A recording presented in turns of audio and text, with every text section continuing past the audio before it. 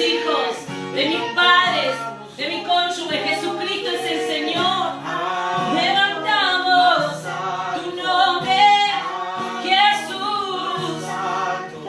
Levantamos hoy tu nombre. Levantamos hoy tu nombre.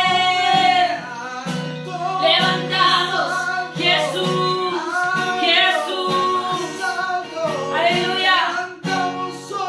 Te adoramos, Señor.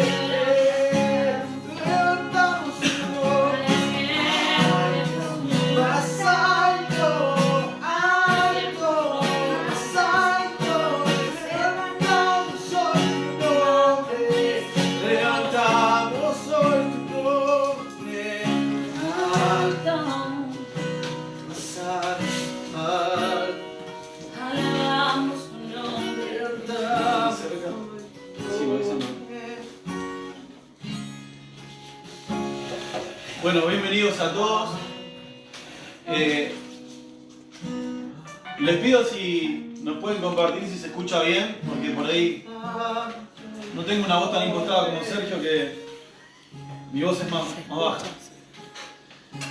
Bueno, bienvenidos a todos. Estamos en el living de casa y como toda persona que quiere mostrarse culta, estamos detrás de una biblioteca. Pero en realidad la biblioteca tiene muchos cuadernos de Yael también, no son todos libros. No crean que leímos todo eso, aunque hemos leído bastante. Y ¿saben qué? Me desperté con muchas ganas de comer un block, dulce de leche o algo dulce. El tema es que ayer Yael me dijo que traiga un dulce de leche y no quise traer porque quería comer dietético y traje galletitas de arroz y mermelada BC de Damasco. No compren nunca mermelada BC de Damasco. Es lo más feo que hay. Y lo único que tenía era un pan duro en un hornito eléctrico. Así que estoy con una especie de deseo sin satisfacer de comer algo dulce. Pero así somos muchos de nosotros, ¿no? ¿Y cuál es nuestro pecado? Que muchas veces tenemos que comer pan duro porque no hay otra cosa. Y el pan duro es una especie de tesoro porque es lo único que tenemos. Pero el pecado nuestro es que en Dios tenemos delicias para comer. Sin embargo, decidimos comer pan duro. Esa necesidad sin suplir, ese deseo de comer algo que nos haga sentir bien y que nos llene, nosotros lo tenemos cada día en la palabra de Dios. Sin embargo, preferimos ir corriendo tras del pan duro, de un partido de fútbol, del diario, de llenarnos de malas noticias y escribamos a la palabra de Dios. Por eso yo te pido que en esta semana puedas entender que en la palabra tenemos todas las delicias que precisamos, que no hay por qué comer pan duro de malas noticias, de enfermedad, de crisis económicas, que podemos alimentarnos de algo mejor que todo eso que es la palabra de Dios. Pero nosotros elegimos si queremos satisfacer nuestra necesidad y lo que precisamos en la palabra de Dios, o seguir comiendo el pan duro que el mundo nos ofrece. Y hoy quiero que podamos hablar seguimos hablando acerca de enfocados en la vida eterna. Y tenemos que partir de un principio. Todas las personas, sean malas o buenas, todos van a vivir eternamente. Hay falsas doctrinas y enseñanzas que dicen que las personas malas, que no tienen a Cristo, van a morir y no van a seguir viviendo eternamente. Hay sectas que predican esto. Hay sectas que predican que solamente se salvan 144.000 personas y que los demás mueren y no vuelven a vivir nunca más. Pero en realidad la palabra dice que todos van a eternamente vivir. La palabra dice en Daniel 12.2, anotalo, Daniel 12.2. Se levantarán muchos de los que están muertos y enterrados, algunos para vida eterna y otros para vergüenza y deshonra eterna. Daniel dice que de las tumbas de los cementerios, en el fin, se van a levantar muchos, todos se van a levantar. La diferencia es que algunos se van a levantar para vivir eternamente con Cristo, pero otros para vivir una vergüenza y una deshonra eterna. Eternos somos todos. Eternos son los que se van al lago del fuego y los que se van al reino de los cielos. Eternos son todos. No es que si en esta vida decidiste no seguir a Cristo, te morís y listo, se apaga la conciencia, nunca más, no existís.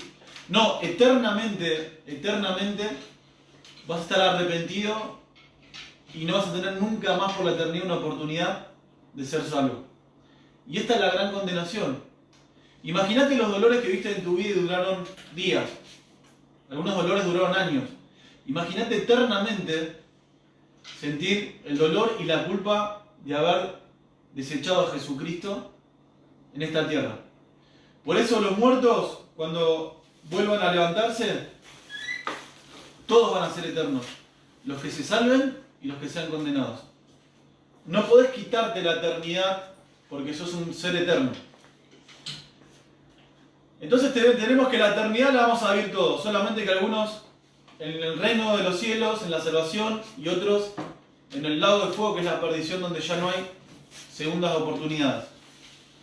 En 1 Corintios 15:51 la palabra dice: pero escuchen este secreto, no todos moriremos, pero todos seremos transformados.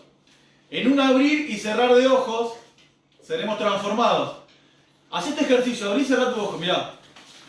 En ese instante cuando venga Cristo, en un abrir y cerrar de ojos, los que estén vivos van a ser transformados. Esto sucederá al toque final de la trompeta, porque la trompeta va a sonar y los muertos serán resucitados con un cuerpo que nunca se pudre y todos seremos transformados. Nuestro cuerpo se va a podrir, se vestirá con lo que nunca se pudre, y este cuerpo que va a morir se vestirá con lo que nunca muere. Cuando lo que se pudre se vista con lo que no se pudre, y cuando lo que muere se vista con lo que no muere, entonces lo que dice la Escritura va a ser una realidad. La muerte ha sido devorada por la victoria. Muerte, ¿dónde está tu victoria? Muerte, ¿dónde está tu aguijón? Porque el aguijón de la muerte es el pecado, y el poder del pecado es la ley. Pero demos gracias a Dios que nos ha dado la victoria a través de nuestro Señor Jesucristo. Hay algo muy feo en la existencia del humano, que es cuando tenés que ir a reconocer, después de 5 años, se abre la tumba y te piden que vayas a reconocer el cuerpo de tu familiar que murió, y tenés que enfrentarte con un cuerpo cuando abren el cajón podrido. Algunos tienen que enfrentarse con un cuerpo que está semi podrido, otros se encuentran con un esqueleto, y si no está todavía el esqueleto en la tumba, se vuelve a cerrar el cajón hasta que se termine de descomponer, hasta que se pueda guardar en un nicho. Esto es una imagen muy fuerte. Pero la palabra nos promete que a las personas que enterramos en Cristo y que conocieron a Cristo, ese cuerpo que hemos podrido, desintegrado, o que son huesos, la palabra dice que ese cuerpo podrido, para los que creen en Cristo, va a ser transformado en un cuerpo incorruptible. Y esta es la esperanza que tenemos. Es por eso que por lo menos yo estoy en contra de la cremación, porque yo no tengo derecho sobre mi cuerpo de decidir qué hacer. El Señor dijo que mi cuerpo tiene que ir a la tierra y que Dios decida cuánto va a durar mi descomposición o no. Yo por eso no tomo esa autoridad, cada uno hace lo que quiere. Pero es importante entender que no va a pasar esto con los que no creen en Cristo. Los que no creen en Cristo, ese cuerpo podrido se va a levantar, pero para una condenación peor. La palabra dice que para los que no creen en Cristo, el gusano que los consume nunca muere. El gusano está relacionado con la pudrición, con la descomposición. La palabra dice que para el que no cree en Cristo, su gusano nunca muere. Eternamente, su ser va a estar pudriéndose por la eternidad lejos de Dios. Pero no tenemos por qué podrirnos eternamente, porque hay una solución. Y la solución no es pagar por la salvación, la solución no es una iglesia determinada, la solución es Jesucristo.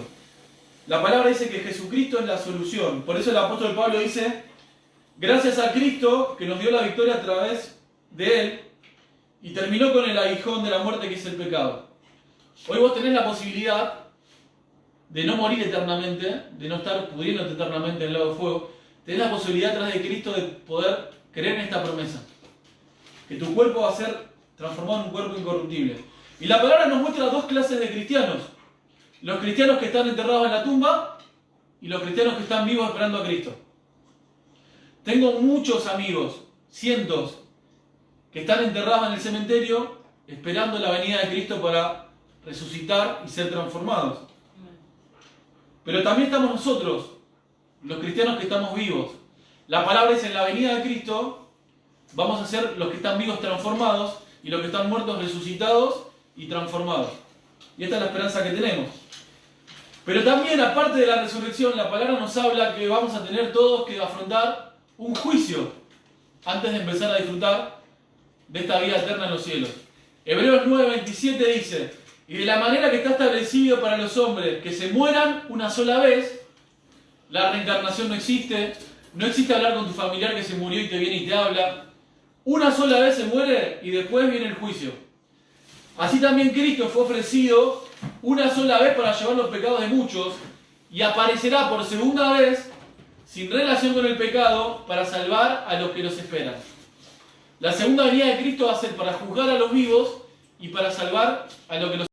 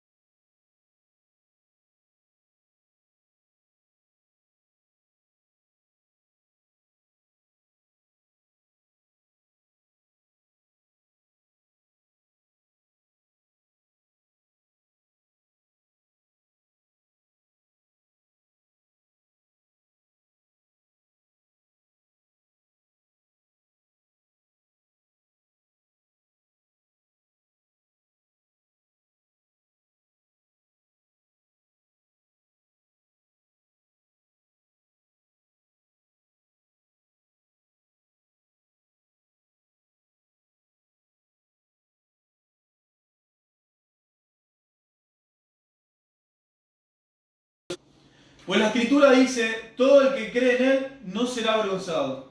Para estar en el libro de la vida yo tengo que creer que Jesucristo está vivo. Y tengo que confesar con mi boca que es el Señor. Ahora, ¿qué es creer?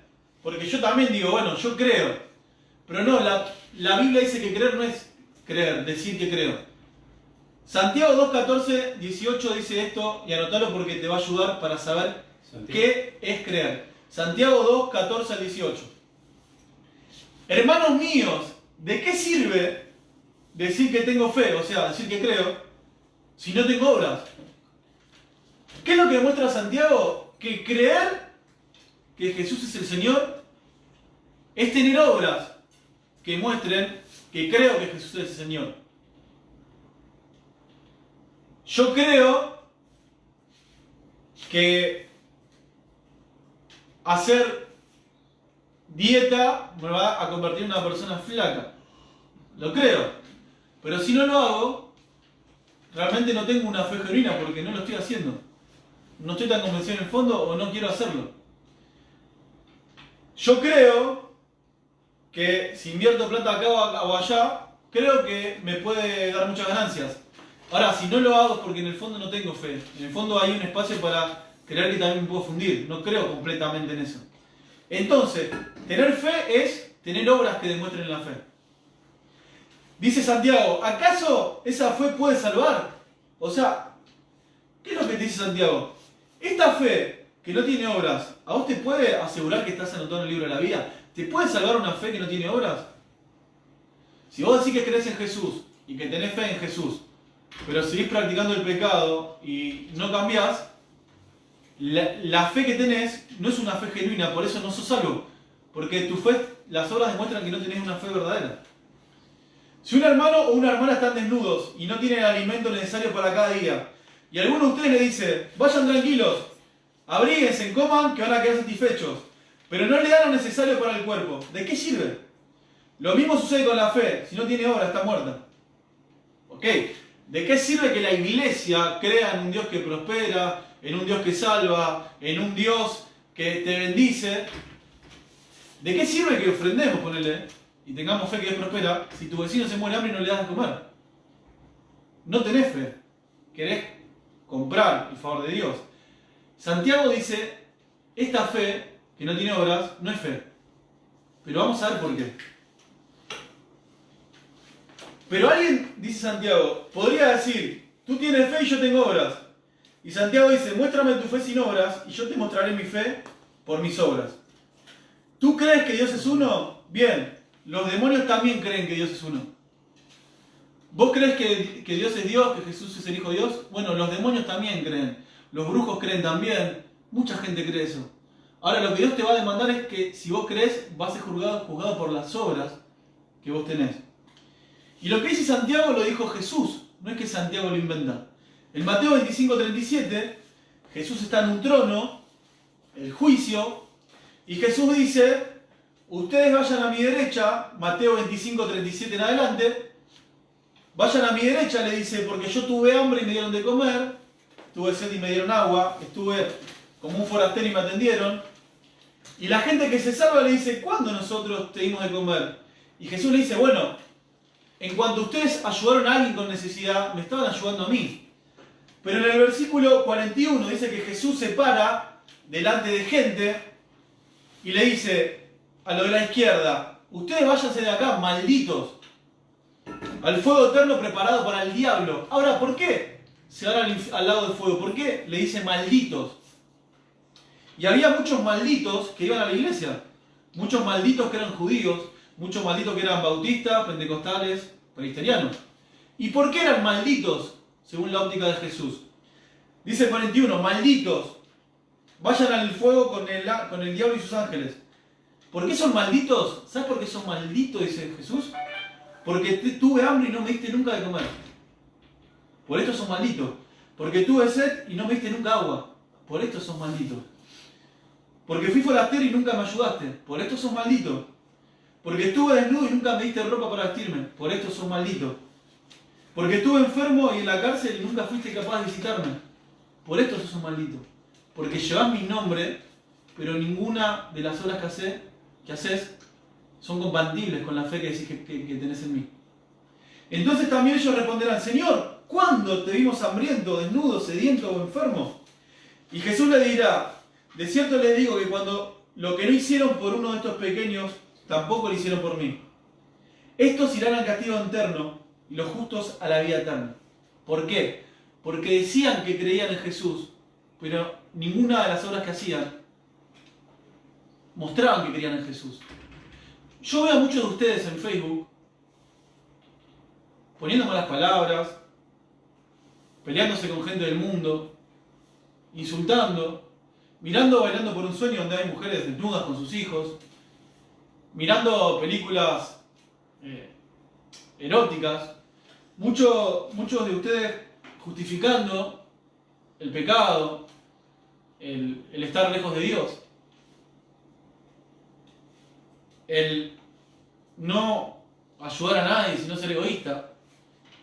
Yo lo que te digo es que cuando Jesús esté y vos estés ahí, Jesús te va a juzgar no por lo que dijiste que creías, sino si tu vida fue coherente con la fe que vos tenías. Ninguna persona que creyendo en el reino de los cielos vive atado al mundo va a poder recibir de Jesús un bendito, porque está demostrando con su vida que cree más en un puntero, que cree más en un negocio turbio, que cree más en sus propias fuerzas, que cree más en la medicina, que cree más en la vanidad del mundo, en el deseo de sus ojos, que en Jesús. ¿En qué crees más? ¿En vos o en Jesús? Si crees en Jesús, es tiempo que empieces a demostrar que tus obras creen en Jesús. Para terminar, Juan 14:12 dice, porque la pregunta es, bueno, yo quiero hacer las obras de Jesús, pero ¿cuáles son las obras que Jesús me pide? Juan 14:12 dice, de cierto les digo, el que cree en mí, hará también las obras que yo hago, y aún mayores obras hará, porque yo voy al Padre. Jesús dijo, si ustedes me creen, van a hacer mayores obras que las que yo hago. La fe en Jesús nos lleva a hacer mayores obras que Él. Ahora, ¿cuáles son las obras que hacía Jesús? Porque si Dios me pide que haga mayores obras que Jesús, ¿cuáles son las obras? Y en Mateo 4:23-25 dice, Jesús recorría toda Galilea, enseñando en las sinagogas. ¿Sí? Nosotros tenemos que confiar no en la política, no en las inversiones económicas, no tenemos que confiar nosotros en nosotros mismos, en un amigo, en un tío, en mi papá, no tengo que confiar en mi empresa, mi confianza tiene que estar puesta en Jesucristo, Él es el que me sustenta. Hoy todo el mundo está confiando en la vacuna, está confiando en que cambie un gobierno, está confiando en que cambien las leyes, pero los que confían en Jesús, esté el gobierno que esté la vacuna o no, ellos van a estar protegidos en Dios, porque nuestra confianza está puesta en Jesús. Y Jesús dijo, ustedes tienen que hacer mayores obras que las que yo hice. ¿Cuáles son las obras? Mateo 4:23. Jesús recorría toda Galilea enseñando. ¿Qué tenés que hacer? Tenés que enseñar la palabra, es la obra que Dios te demanda. Tenés que enseñar la palabra a tu hijo, porque Jesús enseñaba la palabra. Tenés que enseñar la palabra a tus hijos. Dios te pide que hagas la obra de enseñar la palabra a tus hijos. Dice que Jesús enseñaba por toda Galilea y en las sinagogas. Tenés que enseñar la palabra a todos los lugares que vas. A tu vecino, al lugar donde trabajás, tenés que enseñar la palabra.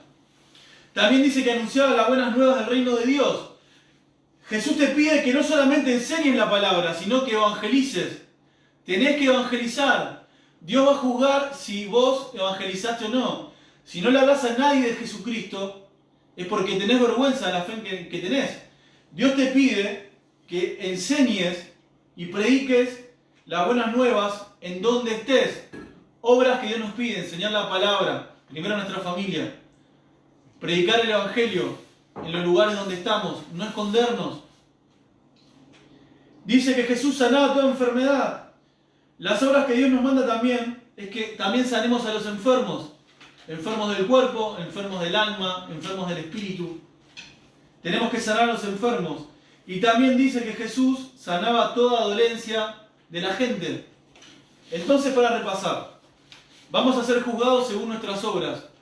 Si nuestra fe, que fue con la boca, coincide con nuestras obras. ¿Qué tendría que hacer yo? Las obras de Jesús. ¿Cuáles son las obras de Jesús? Anotá. Las obras de Jesús son enseñar la palabra. Para esto tengo que estudiar la palabra. Si sos un padre de familia y madre, tenés que enseñar la palabra a tus hijos. Para que lo que decís con tu boca sea coincidente con tus obras. Lo segundo, las obras que Dios me pide es predicar el Evangelio. Pero me convertí hace un mes, no importa, tenés que hablar de Jesús a la gente. La palabra dice que el que confiesa a Jesús en público, Dios en el juicio lo va a confesar delante del Padre y va a decir, este me pertenece porque este nunca me negó y habló delante de otros cerca de mí. Lo tercero, tenemos que sanar toda enfermedad, son obras que Dios nos pide. Cuando haya un enfermo, tenés que procurar la sanidad del enfermo. Orar por sanidad, pero si permanece enfermo, Dios nos pide que tenemos que ocuparnos del enfermo. ¿Cómo? Y no quiero explicar muy largo, pero la parábola de buen samaritano, el buen samaritano no sanó a través de una oración al enfermo, pero se hizo cargo del enfermo, invirtió dinero para comprar las medicinas y venderlo para que él pueda sanar. Hay enfermos que con una oración se van a sanar, pero hay otros enfermos que vamos a tener que invertir dinero para ayudarlos, porque Dios no quiere que se sanen a través de una oración, sino a través del amor y la inversión de la iglesia.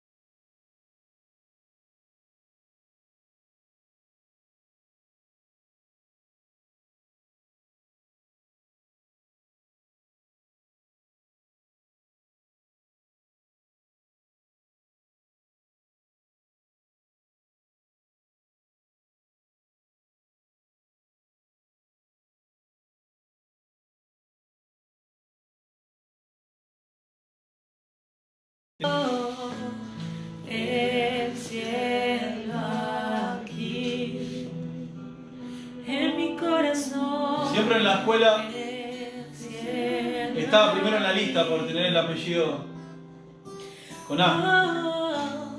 El cielo aquí. Y espero cuando muera en el libro de la vida me nombre primero para no esperar mucho y no estar nervioso. Imagino ya él, la Z, va a tener que esperar que Dios juzgue a todos los muertos antes de que la juzgue ella. El cielo aquí. Yo tengo para ir repitiendo. Pero El Señor. lo único que importa El es cielo que estemos en ese lugar. aquí. Y quiero darte la posibilidad a vos de que hoy, en esta mañana, puedas estar anotando el libro de la vida. El cielo Hoy es la mañana que vos podés confesar con tu boca que Jesucristo es el Señor y creer en tu corazón que Dios lo levantó de los muertos y dejar tus obras malas y empezar a hacer obras nuevas. Si hoy querés recibir a Jesucristo como Señor, te animo a que en tu lugar puedas ponerte en un lugar de fe y expectativa y que puedas, te quiero guiar en una oración. La oración no salva a nadie, pero la fe que puedas poner en las palabras que decís Amén. pueden salvarte y anotarte el libro de la vida. Si querés hoy recibir a Jesús como tu Señor, repetí estas palabras después de mí. Jesucristo, confieso que vos sos el único Señor. Me arrepiento de todos mis pecados. Me arrepiento de todos mis pecados. Hoy dejo de obedecer Hoy dejo de obedecer al Señor de las tinieblas. al Señor de las tinieblas. Hoy renuncio al reino de Satanás. Hoy renuncio al reino de Satanás. Y te pido que me traslades Y te pido que me traslades al reino de la luz. al reino de la luz. Confieso con mi boca Confieso con mi boca y creo con mi corazón y creo con mi corazón que te levantaste al tercer día de los muertos te levantaste el tercer día de los muertos. y que tu sangre tiene poder Que tu sangre tiene poder para limpiarme de todos mis pecados. para limpiarme de todos mis pecados. Frenemos un segundo acá y ahora empezá a recordar todos tus pecados. Empezá a recordar esos momentos donde le quitaste la plata a tu familia para drogarte. Empezá a recordar las personas a las que lastimaste. Empezá a recordar las veces que engañaste a tu mujer o a tu esposo. Empezá a recordar las veces que estabas pecando.